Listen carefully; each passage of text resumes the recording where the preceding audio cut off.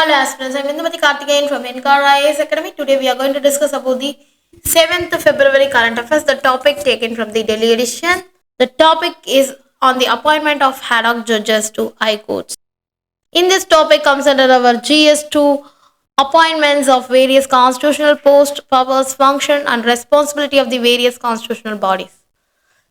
In this topic we are going to discuss about the what are the current news, how ad hoc judges were appointed, when did the Supreme Court's order, and what are the appointment procedures previously, and what are the initiated process, and what was the necessary decision, what is the main concern about huge pendency of case, delay of regular appointments, strengthening of judiciary without permanent burden, and also there is a many key feature of Supreme Court's order, and what is the expected benefits of the ad hoc judges, and what are the challenges and concerns regarding this matter. So these are the topics we are going to discuss today. First of all, why it is in the news on the appointment of ad hoc judges of the high courts. There is a to address the growing backlog of the criminal cases, the Supreme Court on January 30, 2024 that allowed a High Court to appoint the retired judges on the ad hoc judges. Ad hoc means it's a temporary judges, provided they are criminal appeals as a part of bench led by the sitting judge, a bench of Chief Justice of India, Mr. Sanjeev Khanna and Justice B.R. Gavai and Surya Kant relaxed to rules set to Lok Prahari through its General Secretary S.K. Shukla IAS versus Union of India, which had limited such appointment to high courts where judicial vacancies exceeded 20% of the sanctional strength. About the ad hoc judges. Ad hoc judges are temporary judges appointed to a court that typically to address the specific need of the such as reducing cases, backlogs or filing gaps when permanent judges are unavailable.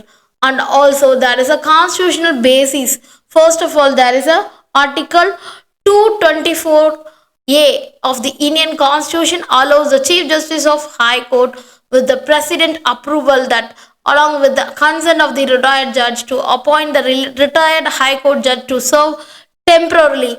There is a procedure. The procedure is outlined the memorandum of procedure that 1998 created after the collegium system for appointing High Court judges.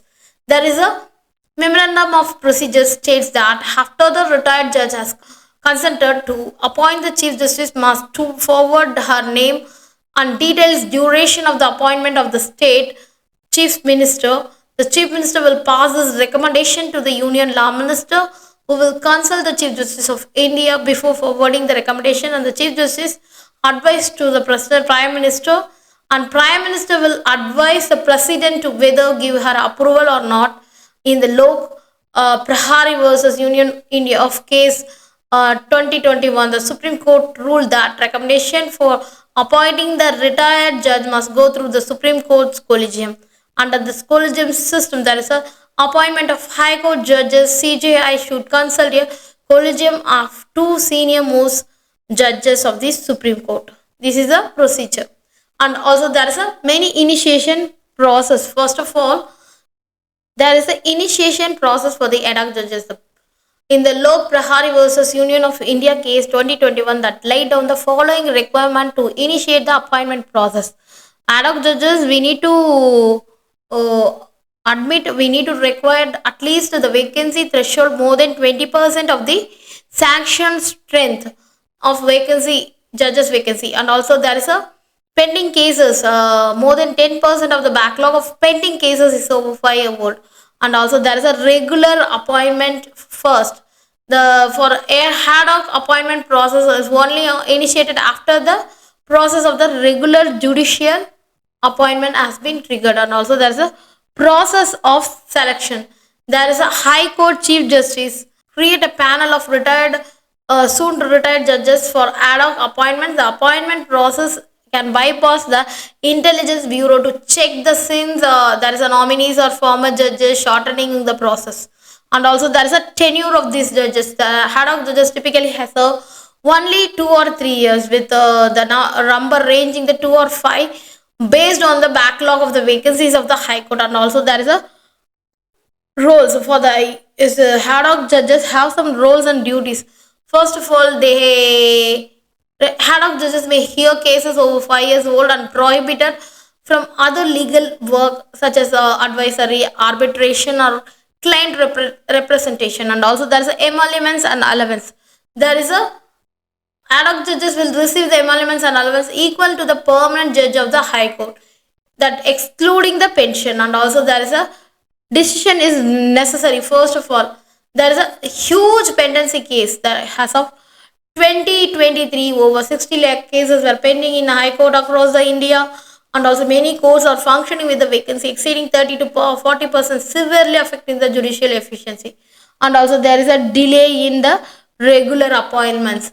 The process of appointing permanent judges through the collegium system is often showed due to the delays in the government approval, lack of consensus between the judiciary and the executive, bureaucratic bottlenecks, and also we need to strengthening the judiciary without permanent burden. And also Haddock judges do not have take away regular appointment but help in the clearing case backlogs without adding long-term financial burdens on this system.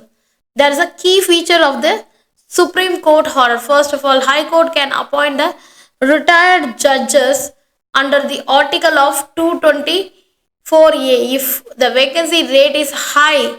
The High Court is above 20%, and also there is a pendency of cases that is older than the 5 years exceed 10% of the total. The average disposal of the rate of judges insufficient is to clear the backlog, and also cases have been pending over than 15 years. The ad hoc judges will not affect the regular judicial appointment process. They will give the same power and responsibility as sitting judges.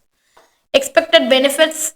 First of all, there is a faster disposal of case, reducing the case backlog, ensuring the quicker justice, and also more efficient judicial system, strengthening a high court without waiting for the permanent appointment, and also experienced judges on the bench. So retired judges bring the knowledge and expertise aiding that judicial work. And also there is a temporary solution for not a permanent burden. The ad hoc judges serve for a fixed period without affecting the future appointment. And also where we have the many challenges and concerns. First of all, there is a risk of executive overreach. Critics fear that ad hoc appointment could dilute the judicial independence. Judicial independence. Need for the structural reform. The real solution is filling the permanent vacancies and improving the collegiate process. And also resistance from some high courts. Some must hesitate to appoint ad hoc judges, fearing the losses of control over the judicial appointments. So these are the main concern in appointing the ad hoc judges. And also the Supreme Court decision to allow ad hoc judges in High Court, that is a pragmatic step to tackle case backlog and also judicial delays. However, it should be a temporary measure, not a substitute for the systematic judicial reform. The ultimate goal must be filling the vacancy in a time-bound manner and ensure a robust development for efficient judiciary. Thank you so much.